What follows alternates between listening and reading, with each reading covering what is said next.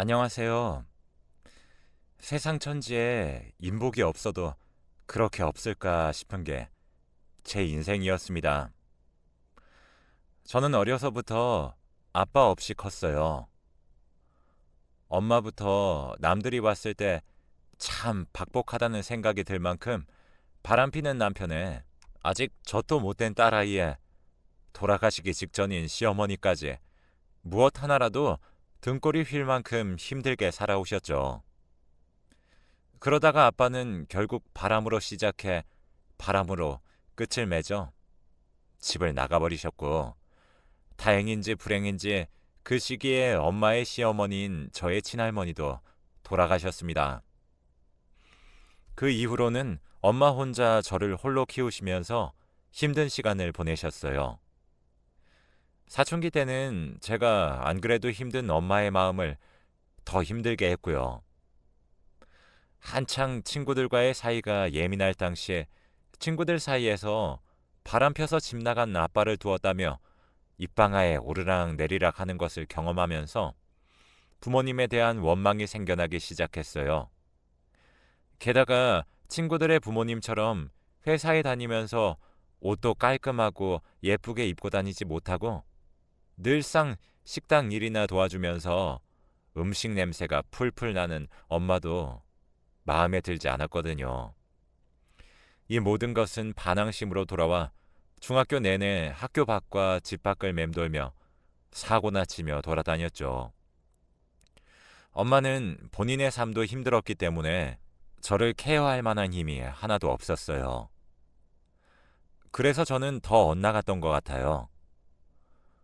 엄마마저 나를 잡아주지 않았으니까요. 하지만 그러던 어느 날이었어요. 그때가 겨울이었는데 날이 너무 추워서 밖에 나가서 놀지도 않고 집에 혼자 들어와 잠을 자고 있었어요. 한참을 낮잠을 자다가 눈을 떠보니 깜깜한 밤이 되어 있었고 온 집안에는 불이 꺼진 채로 있었습니다. 그리고 그 칠흑 같은 어둠 사이로 누군가의 울음소리가 들려오더군요. 아, 정말 죽고 싶을 만큼 힘들다. 정말 너무너무 힘들어요, 엄마. 그 울음소리는 저희 엄마의 소리였고, 엄마는 제가 태어나기도 전에 일찍 돌아가신 외할머니를 허공에서 찾으며 힘들다고 울고 계셨어요. 그때 저는 정신이 번쩍 차려졌습니다. 내가 힘든 것만큼 분명 우리 엄마도 힘든 시간들을 보내왔을 텐데, 이런 생각에 너무너무 미안해졌고, 그동안 철없이 행동했던 저의 모습들이 너무 후회스러웠거든요. 그래서 그때 다시 정신 차리고 악착같이 공부해서 성공해서 엄마에게 꼭 효도를 해드려야겠다는 다짐을 하게 되었어요. 덕분에 저는 고등학교 3학년 내내 전교 등수에서 놀 수 있었고, 대학도 서울권에서 꽤나 좋은 곳을 나와 취업까지 순조롭게 마칠 수 있었습니다. 제가 취업에 성공하던 날 엄마가 얼마나 기뻐하셨는지 몰라요. 그동안 남 밑에서 자존심 다 굽히고 일해가면서 모진 수모를 다 겪으셨을 텐데 그걸 보상받는 기분이라며 너무나 좋아하시더라고요. 행복해 하시는 엄마의 모습을 보니 저도 뿌듯했습니다. 이제야 실컷 효도해 드릴 수 있겠다 싶었거든요. 첫 월급이 나왔을 때는 맛있는 음식도 먹으러 가고 옷도 좋은 것으로 싹 사드렸어요. 그리고 매달 용돈을 드리면서 이제는 엄마도 좀 편하게 사시라고 말씀을 드렸습니다. 그렇게 하루하루 안정적으로 바뀌어가는 삶을 누리면서 저는 이 모든 것이 다 행복했어요. 그리고 또 하나의 행복을 얻게 되었죠. 바로 저를 많이 사랑해주는 남자친구를 만났습니다. 남자친구는 회사 동료가 아는 선배를 소개시켜주어 만나게 되었어요. 처음 나가던 소개팅 자리라서 어찌나 떨렸는지 모릅니다.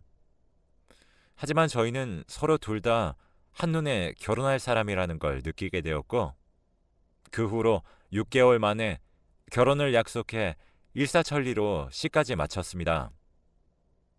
시댁도 시어머니나 시아버지가 조금 유별난 부분이 있는 것 같아 보이긴 했지만, 결혼 전까지만 해도 본성을 드러내지 않았기 때문에 저는 대수롭지 않게 생각하며 결혼까지 하게 되었어요. 그러다 갑작스럽게 사이가 틀어진 계기는 남편의 사업 실패 이후였습니다. 결혼을 한 후 얼마 안 되어 남편은 직장을 그만두고 사업을 차리게 되었어요. 초반에는 힘든 시기가 있었지만 나름 잘 극복해 안정기에 접어들게 되었는데, 몇 년이 채 안 되어 투자 사기를 당하면서 망하게 되었습니다. 그때는 저희가 살던 집까지 팔아서 빚을 메워야 했기 때문에 일단은 제일 돈이 되는 집부터 팔아 넘기고 어쩔 수 없이 시댁으로 들어가게 되었어요. 그날로부터 저와 시댁의 불화가 시작되었습니다. 저는 시어머니와 제가 나름 잘 맞는다고 생각을 했었어요. 그렇게 깐깐하신 분도 아니었고, 평소에 필요한 경우가 아니면 만나는 일도 별로 없었기 때문에 이렇게까지 서로 다른 줄은 몰랐었네요. 하지만 시댁에 들어가서 사는 날부터 시작해 시모는 돈 없이 시댁으로 들어와서 사는 게 못마땅하신지 저에게 꼬투리를 잡기 시작했어요. 예, 너 지금 이걸 설거지라고 하면서 정리해 놓은 거냐? 벌써 결혼 몇 년 차인데 아직도 그릇 정리하는 게 이래서야 어떻게 써먹니 너를? 초반에는 아주 사소한 거였습니다. 그릇을 원래 배열대로 정리하지 않았다는 이유로 시어머니는 트집을 잡았어요. 원래는 잘 정리해 놓는데 그때는 급하게 전화를 받을 일이 있어 잠깐 놔둔 사이에 보시고는 그렇게 말씀을 하셨던 거였어요. 좀 억울했지만 어쨌든 정리를 안 한 잘못은 맞았기에 그냥 들었습니다. 하지만 그 다음부터 시어머니는 그 강도가 점점 더 심해졌어요. 예, 나 오늘 집에 못 들어가니까 네가 알아서 저녁 차리고 준비해 놔라. 네 시아버지 고기 없으면 밥 못 드시는 거 알지? 불고기 반찬거리 사서 다 해놔. 예, 집에서 빨래 좀 해라. 도대체가 너는 손이라는 게 달려있기는 한 거라니? 어떻게 돼 내가 청소고 빨래고 제때 하는 법이 없어? 등등. 어머니는 평소에 제가 잘해놓은 것도 어쩌다 한 번씩 늦게 한 걸로 트집을 잡으시고는 뭐라고 하셨어요.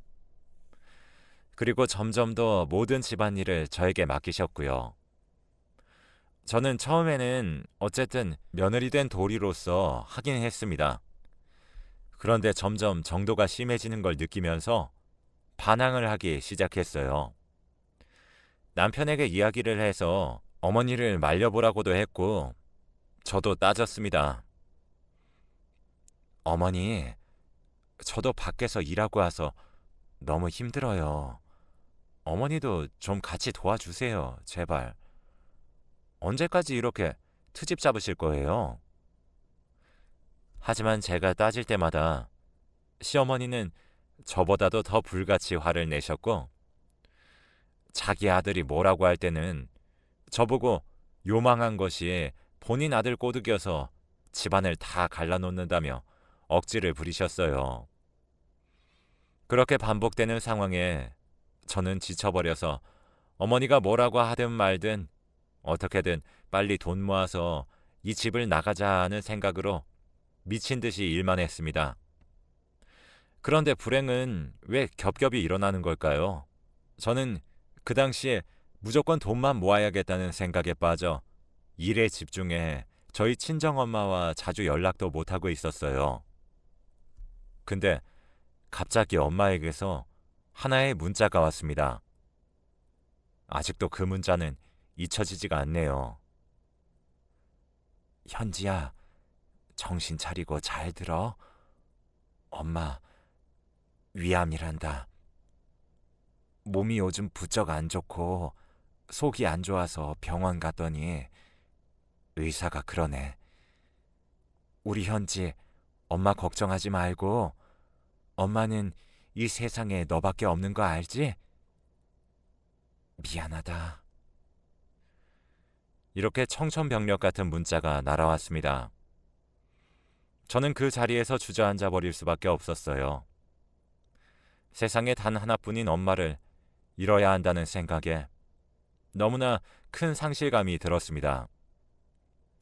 그래서 곧바로 전화를 드렸더니 아무 말도 못하시고 울고만 계시더라고요.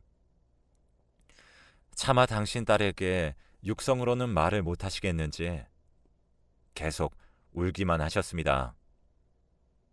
저도 친정엄마가 안 계시면 저에게는 핏줄이 이어진 가족이 단 하나도 없게 되는 거였기 때문에 너무나도 무서웠어요.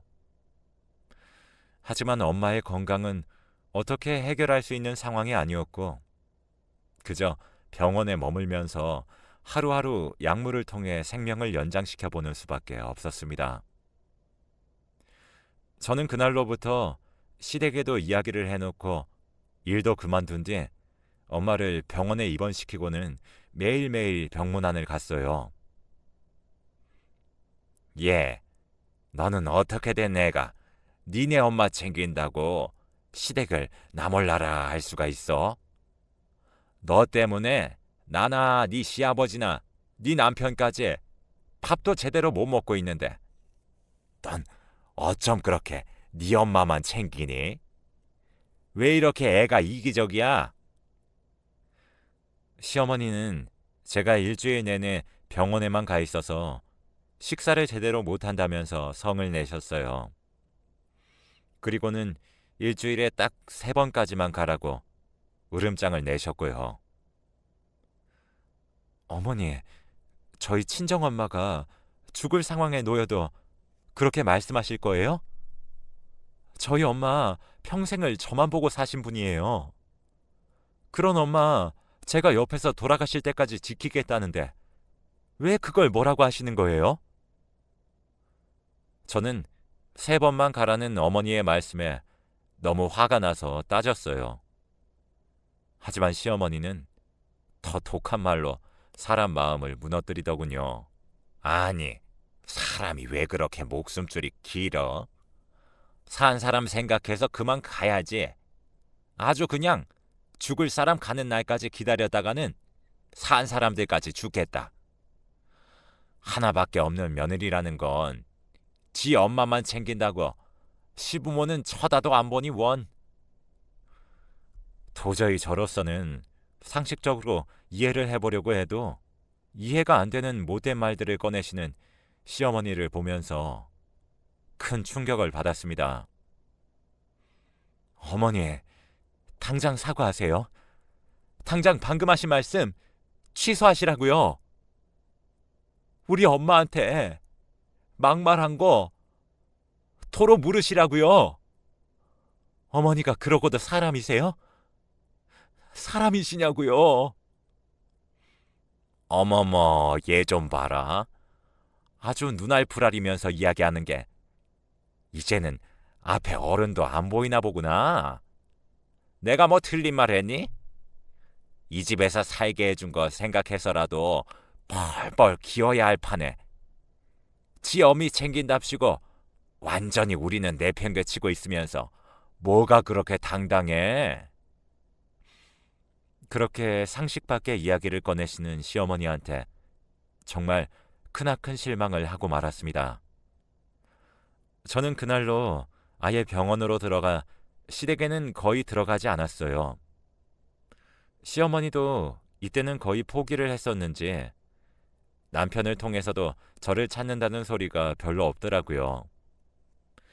그래서 엄마의 옆을 더 지키다가 시댁도 한번 돌아봐야 할 것 같아서 며느리로서의 도리를 하기 위해 한번 들어가 집안을 청소하고 있었습니다. 그때 저는 시댁에 다시 간 것에 대해 큰 후회를 하게 되는 사건을 겪게 되었어요.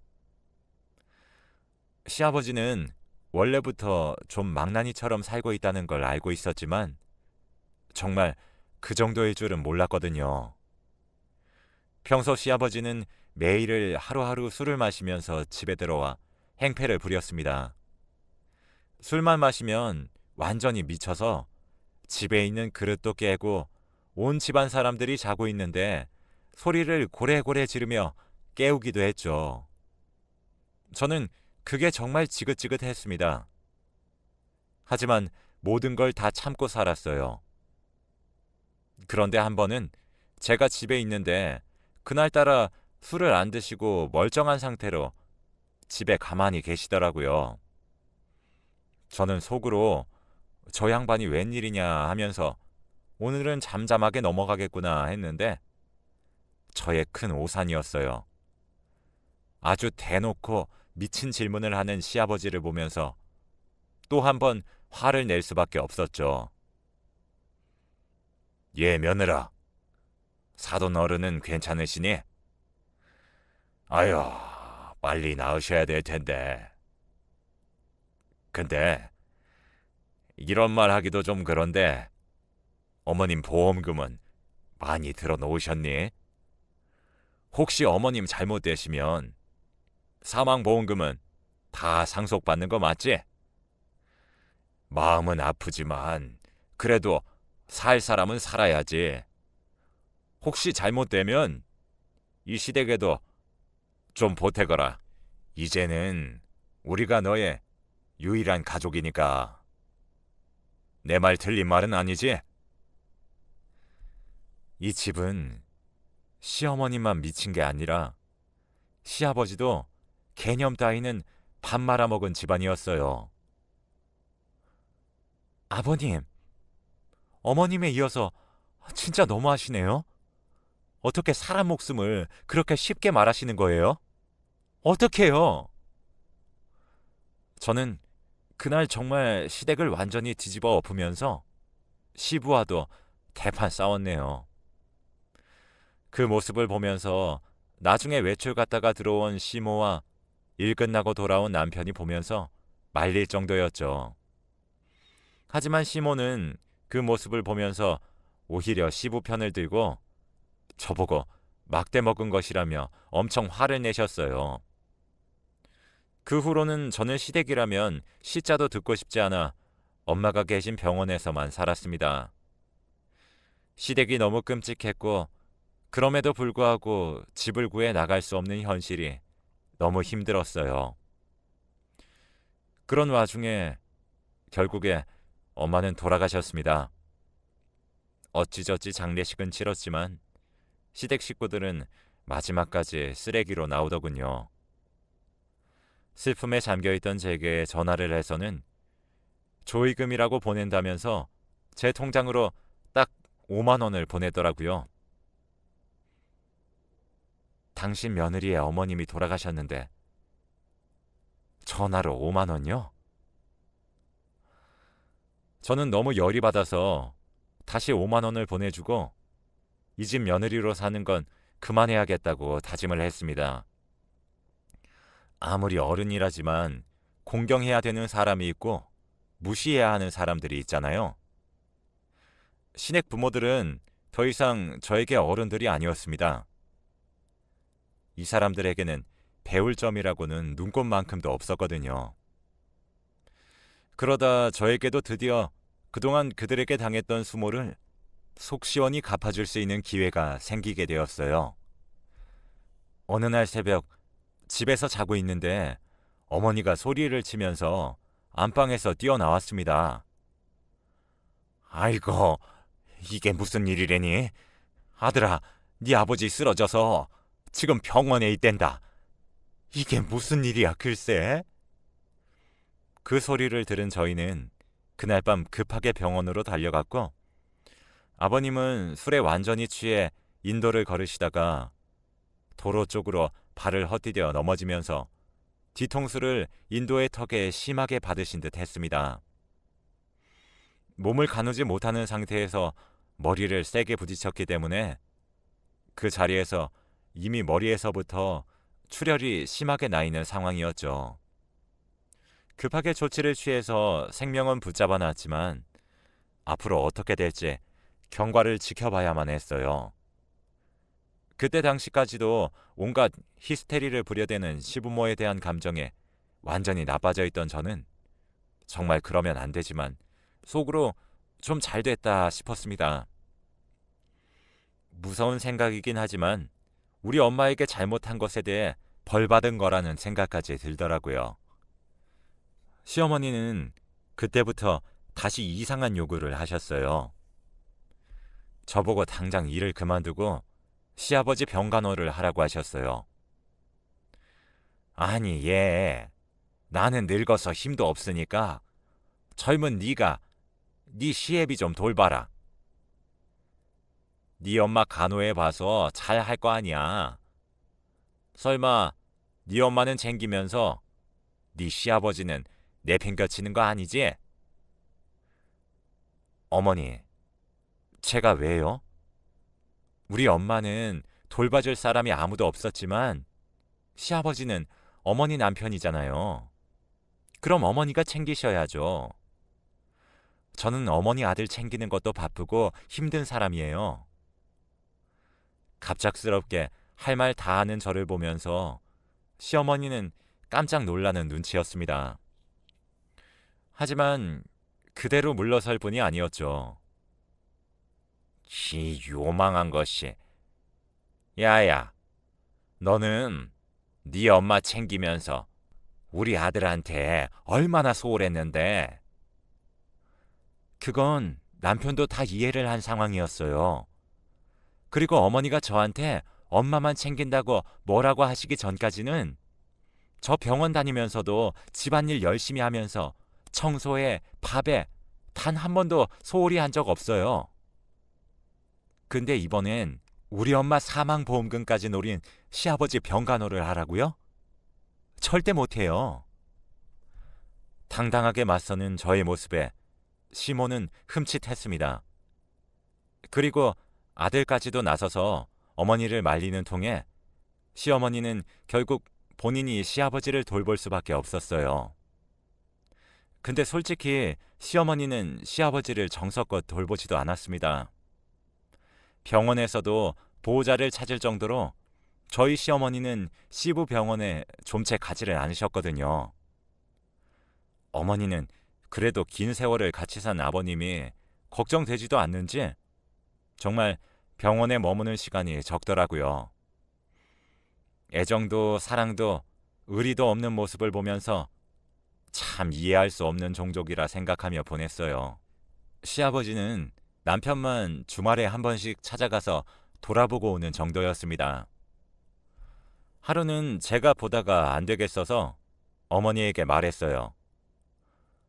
어머님, 아버님한테 안 가보세요? 병원에서 잘 지켜주고 있는데 내가 왜 가야 하니?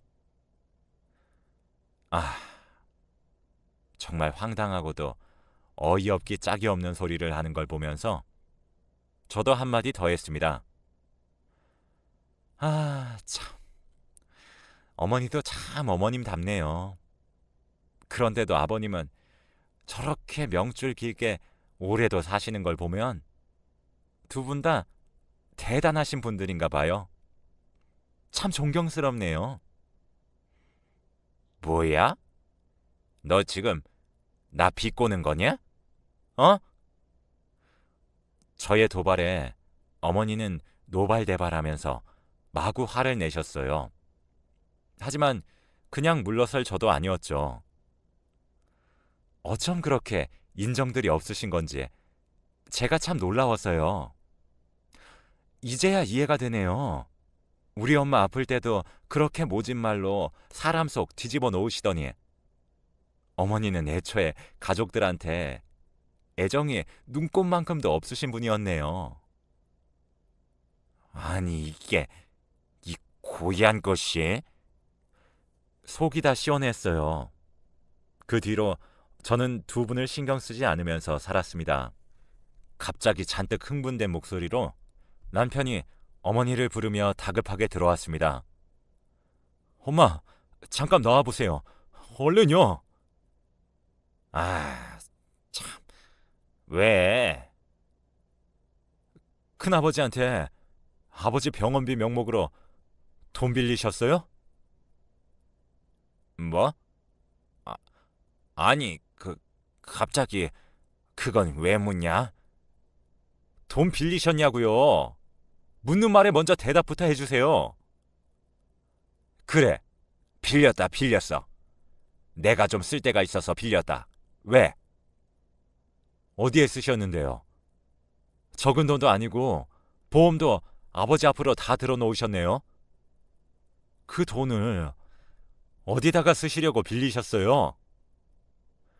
아, 지금 집안 망신시키시는 거예요? 큰아버지한테 전화 왔어요. 병원 한번 가볼까 하는데 어디냐고요? 그러면서 제게 조심스럽게 병원비 명목으로 2천만 원 빌려가셨다고 말씀하시는데 도대체 왜 빌리셨냐고요? 둘의 대화를 들어보니 어머니는 언제 돈을 빌리셨는지 아버님의 형님께 2천만 원이라는 돈을 빌리셨고 그 돈을 어디다 쓰셨는지 저희는 행방도 알 수가 없었습니다. 아, 필요한데 쓰려고 했어. 그게 그렇게 중요하니? 아니, 언제 너한테까지 전화를 해다니? 하여튼 간에 도움이 안 된다니까, 니네 큰아빠는. 지금 그게 할 소리예요? 아버지 병원비로 속여서 돈을 왜 빌리셨냐고요? 아니, 아빠는 계속 저러고 있지. 너네도 언제 재개할지 모르는데 어떻게 가만히 있니? 그래서 나도 뭐 좀 해보려고 그랬어. 아이, 짜증나. 내일 당장 주면 될 거 아니야. 어머니, 제발 정신 좀 차리세요. 나중에 들어보니 어머니는 그 돈으로 다단계를 하시려고 했다고 합니다. 어머님 친구분이 다단계를 하는데 어머니를 유혹했나 보더라고요. 남편이 만약에 어머님이 돈을 빌린 걸 빨리 알지 못했다면 그 큰돈이 허공에 날아갈 뻔했던 거죠. 다행히도 큰아버님이 전화해 주신 덕에 그 돈을 무사히 다시 보내드릴 수 있었네요. 이걸 보면서 역시 시어머니는 시아버지가 옆에 계셔서 꽉 잡아야 된다는 생각이 들었습니다. 저희 시어머니는 평소에 성격이 불같은 아버님이 큰 소리로 호통을 쳐야 말을 잘 듣고 그나마 고분고분 조용히 지내셨거든요. 그리고 한편으로는 어머님이 이해가 가는 부분도 있었고요. 평소 아버님이 건강하셨을 때는 아무 이유 없이 아버님이 어머님을 많이 무시하곤 하셨거든요. 이 여편네야. 밥 차려놔, 이 여편네야. 어디 그렇게 싸돌아다녀? 그리고 어머니가 식사를 차려드리면 반찬이 마음에 안 든다는 이유로 밥상을 엎기도 했고 모든 경제권도 아버님에게 있었기에 어머님은 아버님께 필요한 게 있으면 온갖 무시를 당하면서도 늘 받아가곤 했습니다. 그래서 나중에는 어머님이 두 분이 싸우던 중에 이혼까지 요구를 하신 적도 한두 번이 아니었죠.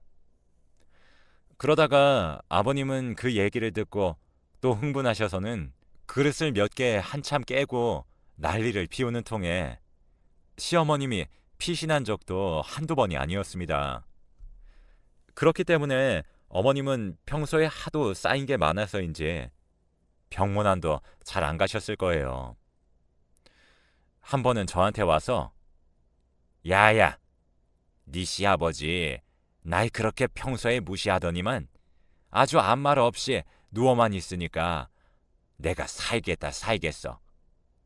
그리고 그 양반 성격에 언제 그렇게 조용히 누워 있어 보겠어? 라고 말씀하신 적도 있었으니 얼마나 아버님을 평소에 미워했는지 예상해 볼 수 있었죠. 근데 그 후에 진짜 사건이 터지고 말았어요. 저희 둘 다 어머니를 포기한 채 알아서 하시라고 냅두고 있던 와중 어머님이 저한테 오셔서 뭔가를 물어보시더라고요. 저는 그때 뒷목을 잡을 수밖에 없었습니다. 예, 너는 니네 엄마 죽고 나서 돈 나온 것도 없다니? 아니 저번에 네 시아버지랑 네가 말하는 거 들어보니까 사망보험금 같은 거 나올 거 있는 거 같던데. 저는 이 말을 듣자마자 정말 눈이 뒤집히는 줄 알았습니다.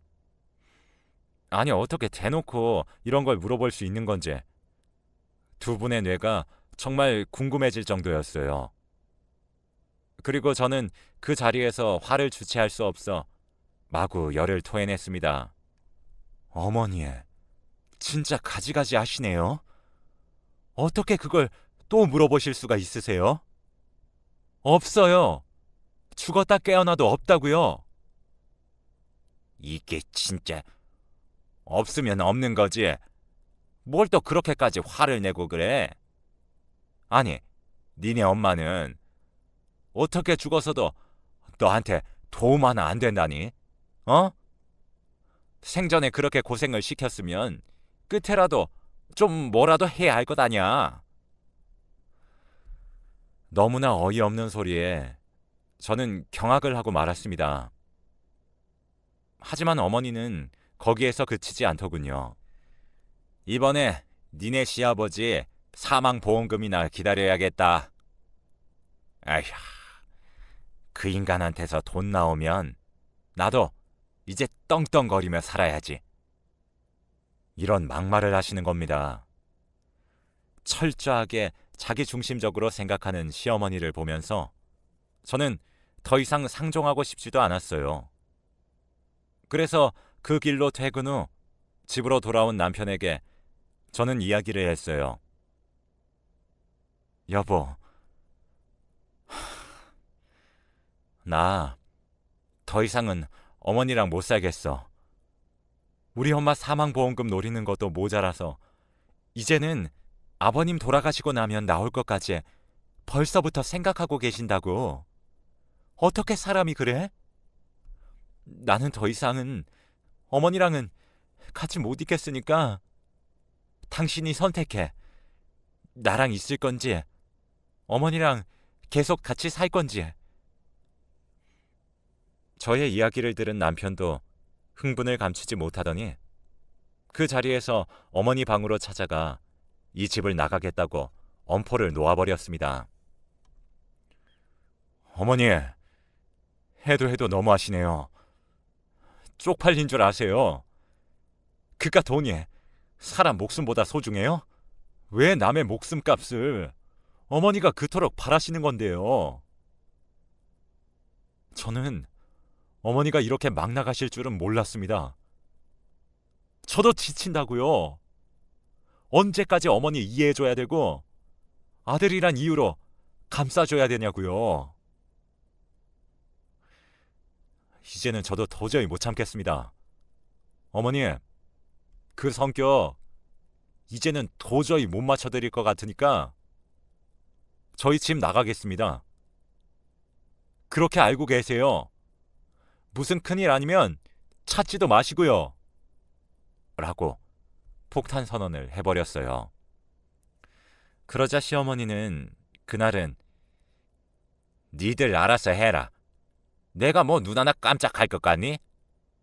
돈도 없는 것들이 집 구할 때는 있고. 이렇게 깎아내리시더니 며칠 뒤 정말로 저희가 짐 싸서 나가려고 하니 남편에게 본인이 말이 심했던 것 같다며 나가지 말라고 애원을 하시더라고요. 참 그 모습이 무슨 시궁쥐가 손바닥을 빌어가며 제발 가지 말라고 싹싹 비는 것 같이 보였습니다. 시어머니는 남편의 말이 그냥 해본 말이라고 생각을 하셨나 봐요. 돈도 없고 능력 없는 우리가 갈 곳이 없을 거라고 생각을 하셨겠죠. 그렇게 우리는 당차게 집을 나와 버렸어요. 사실 저희 엄마가 남겨준 사망보험금이 있긴 했습니다. 저는 그 돈을 죽어도 쓰고 싶지 않았지만 남편과 상의를 해서 작은 집을 구해서 살기로 했습니다. 둘이 작은 집에서 사니까 불편한 점은 있었지만 오히려 마음은 시댁에서 사는 것보다 훨씬 편한 것 같아요. 지금도 시어머니는 힘들면 언제든 들어오라고 그렇게 말을 하시지만 저희가 미쳤습니까? 악의 구렁텅이에 자기 발로 들어가게요. 그리고 그 후로 더 웃긴 거 하나 얘기해 드릴까요? 병원에서 힘들 것 같다고 말을 한 시아버지는 긴 병원 생활 끝에 결국 어느 정도 사회생활을 할 정도가 되어서 병원에서 퇴원하시고 집으로 가셨습니다. 아직 병원 생활은 더 해야 하지만 병원이 답답했던 시아버지는 집에서 치료받겠다고 우기고 우겨서 퇴원을 했다고 남편이 말을 해주더라고요. 그 덕분에 시어머니는 아주 죽지 못해 사는 사람처럼 시아버지의 간병하랴, 시아버지 병원 데리고 다니랴, 시아버지 잔소리 들으랴, 시아버지 시중 들으랴 아주 죽을 맛이라고 하더군요. 시아버지가 잘못돼서 보험금 타려고 했던 시모의 계획은 아주 물거품이 된 거죠. 속으로 아주 꼬시다고 생각했습니다. 아마 앞으로 10년, 20년간은 아버님의 노예처럼 살아야 될 게 뻔했거든요. 뭐 자업자득이죠. 지금은 가끔 시댁의 명절에만 찾아가고 있어요. 솔직히 가고 싶지는 않지만 그래도 남편을 낳아주신 부모님들이니 싫든 좋든 한 번은 찾아뵙는 게 기본 예의니까요. 지금은 그래도 많이들 좋아지셨어요. 시부모님들이 점점 나이가 드시고 늙어가시니 유독 남편을 많이 찾으시고 외롭다는 말씀도 많이 하시고요. 물론 제게 대하는 것도 많이 좋아지셨고요. 하지만 그래도 제게 그동안 한 전적들이 있으니 긴장을 놓치면 안 되겠죠. 최소한의 예의를 갖추며 적당한 거리를 두며 그렇게 살아가려고 하고 있습니다. 지금까지 여러 사건들이 있어 힘들었지만 이젠 더 이상 밑바닥으로 내려갈 것도 없으니 앞으로 올라갈 일만 있다고 생각하고 더 열심히 살아가고 있습니다. 열심히 살고 좋은 선행을 베푼다면 우리에게도 좋은 날이 오지 않을까요? 이 사연 보시는 시청자분들도 항상 힘든 일 잘 이겨내시고 하루하루가 기쁘고 웃는 일만 가득하시길 응원하겠습니다. 감사합니다.